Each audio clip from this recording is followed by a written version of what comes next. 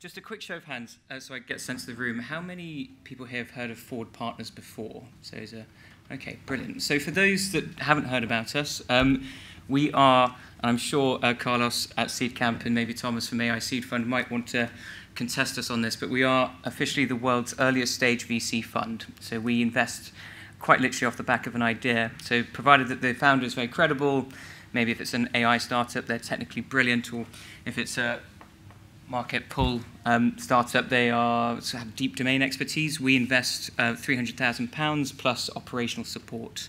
So it's a sort of a game-changing combination of not just cash, but also execution. And that comes in the form of about 15 scale-up team in miniature, 15 people covering full-stack development, UX design, growth, talent, the full spectrum of activities that a startup has to endure in that sort of exciting nightmare of starting up. And so we also invest at seed, up to $1 million. And in terms of sector focus, traditionally, you'll probably notice from our websites and our portfolio from our first fund, we have focused a lot on next generation, well, e-commerce and marketplaces, as well as some SaaS as well in Fund 1. Fund 2, we've transitioned.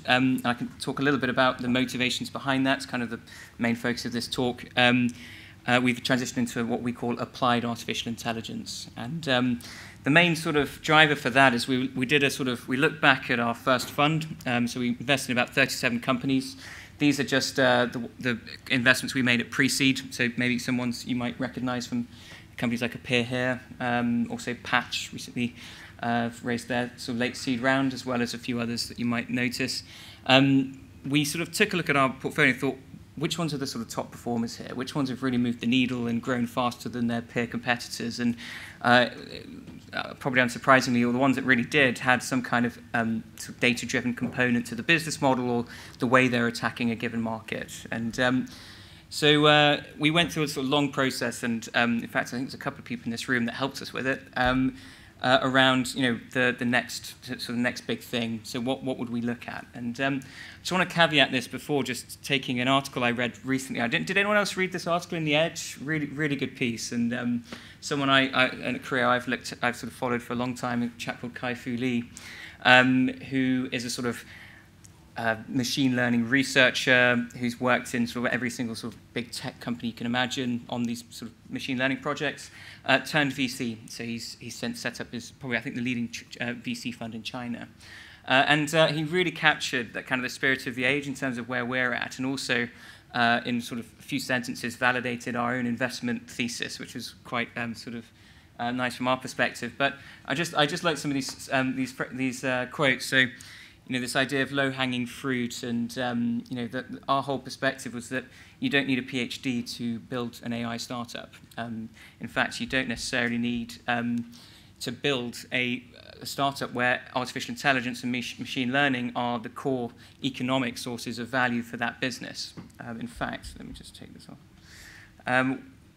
What this has developed into is a bit of a narrative in the venture capital scene, at least amongst earlier stage investors, that we're seeing as effectively a third wave of startups. So what we originally started as various other waves that sort of happened before this, that I think that this article I mentioned before really captures. So right the way from the 50s through the 70s, 80s, and 90s, and really actually artificial intelligence coming into sort of fruition in terms of what that actually means. We also saw a more recent sort of structured series of waves where we initially from research-led organizations. So this is, I actually borrowed this from a friend of ours at Point 9 Cap, but I really like the way this captures some of the movements we're seeing in sort of machine learning startups. So it started off with research-driven companies, all probably potentially acquired sort of before their time, but really effectively set up as acqui-hires by large corporate tech companies that wanted to bring in that talent into the organization and build that onto their own platforms and their own infrastructure, so they could help an entire ecosystem to flourish by building on top of Google APIs, Microsoft Azure, TensorFlow, all these fantastic off-the-shelf libraries and sort of software that we're now seeing a whole host of startups building on top of.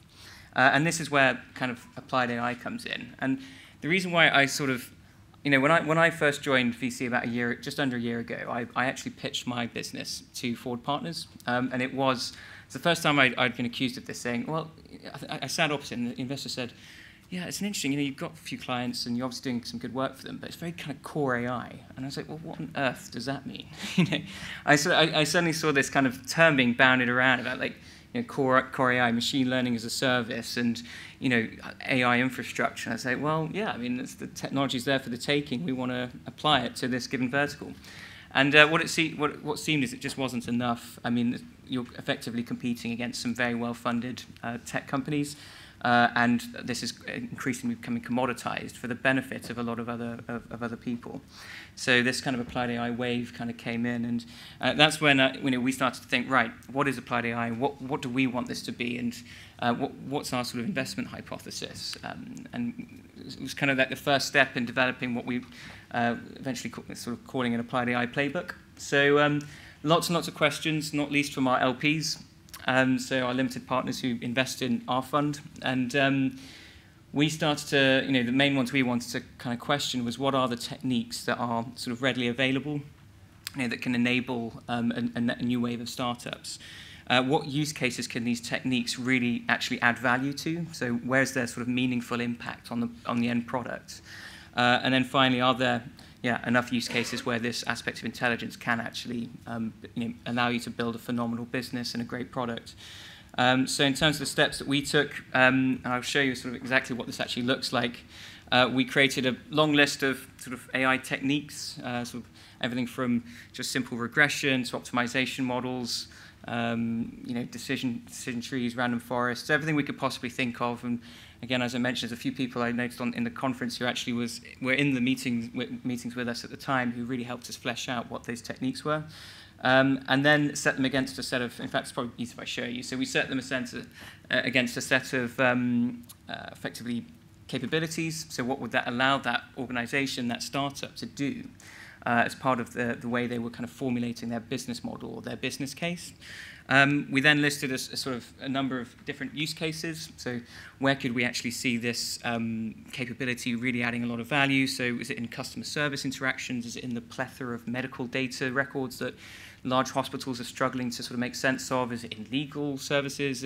The list was sort of fairly limitless, but from that list, we started to build up a set of hypotheses of companies. So conceptual startups. Remember, this was a year ago, and you already started to see some of these at the time.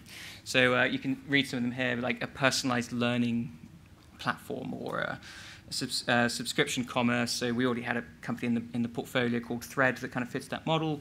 And then financial services brokering. So we're already seeing companies like Wealthsimple and et cetera. Lots of different quite sort of simple concepts that we envisaged that we would start to see more of. And lo and behold, we did. We actually, so a year later, we've had about 490 recorded interactions with what we would classify as an applied AI founder. We spent a good deal of those meetings really understanding the tech stack, really trying to get below the surface if there's actually some capabilities within the team or in the founder themselves, and they can deliver on the promise of what they're doing. And then this kind of came up with this concept. So just generally, I really don't like the Gartner hype cycle, but this is a sort of framework that helps a lot of people understand different techniques that are readily out there now, and we effectively set them against that cycle. And it effectively allowed us to kind of, year looking back at 490 different interactions, we started to think, right, what have we seen? What's our hypothesis for the future? So if we were to, we've invested in 10 companies now out of Fund 2.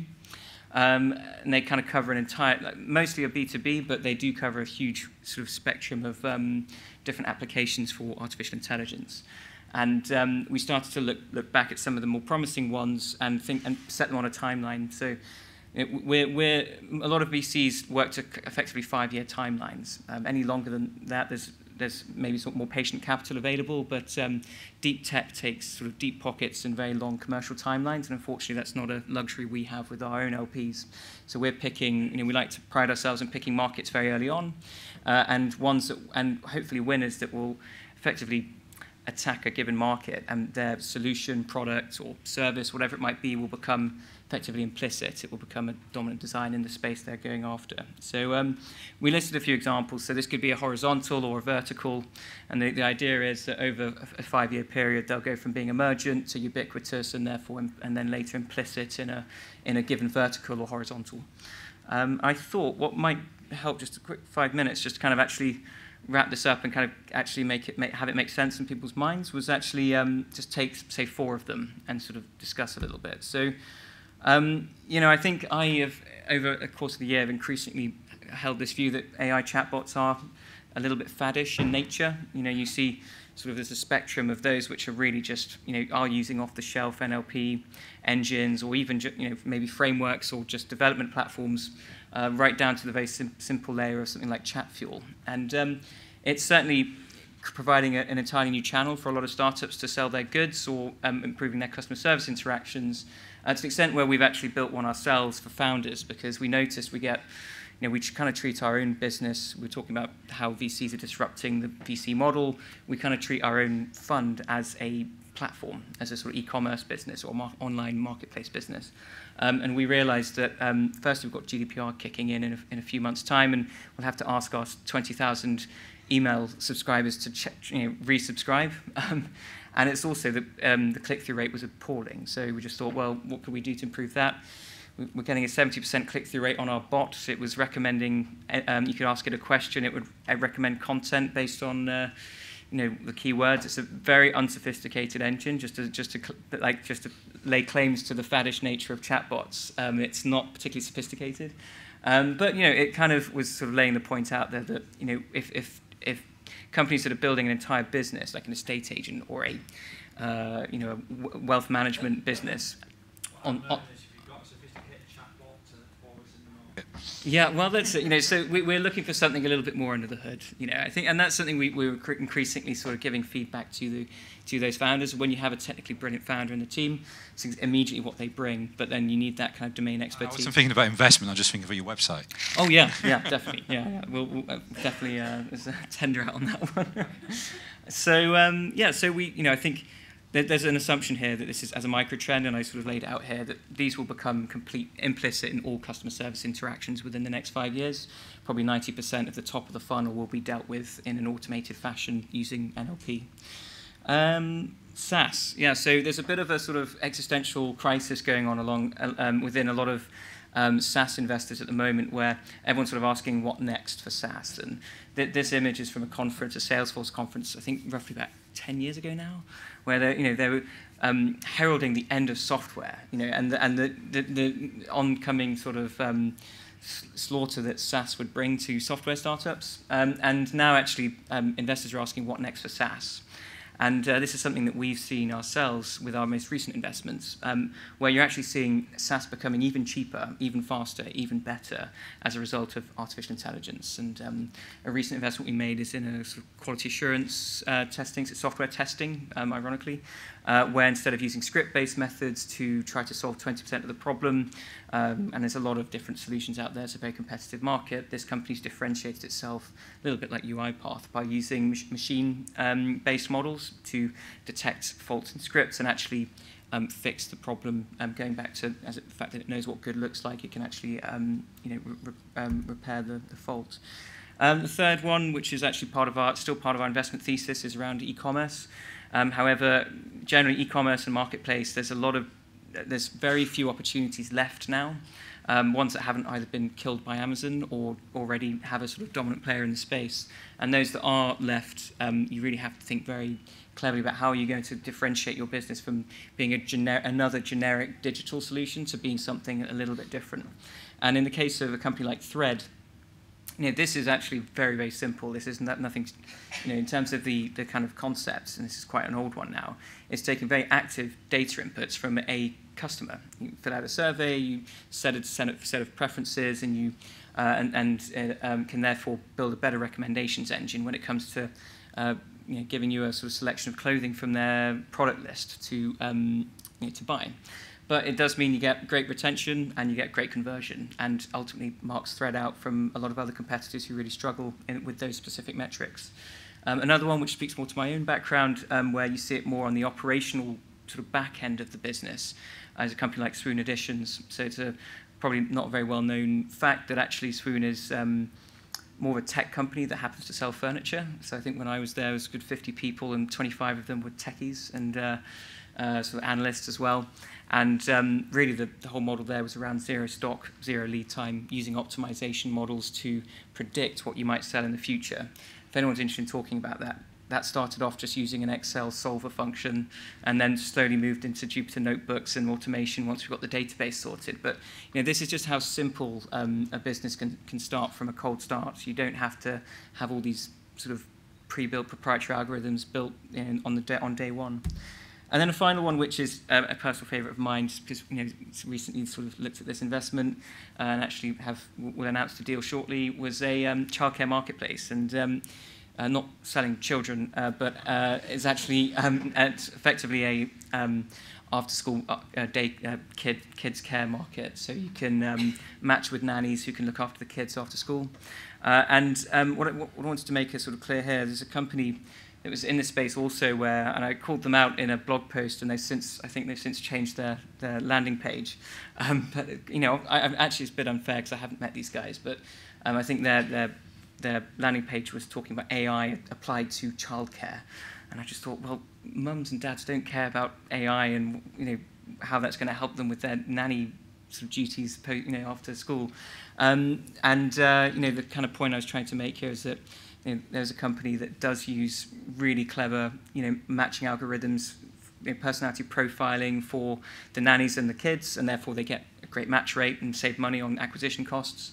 But they also have supply and demand matching, which is very difficult to do in a sort of real-time way, and they do all of these things. And but as aside from just doing some clever stuff in the back end, they've got fantastic execution, and they still understand the market, and they've got deep domain expertise in the team. So you can never have supplement one for the other. So just something to bear in mind when you're forming teams, if there are founders out there who are sort of building their founding team. But I hope that gives a bit of a taster. It's very much a work in progress, and it changes every time we meet a new founder, we make a new investment, and we see it through. And there's still a lot of unanswered questions in that first slide I had initially.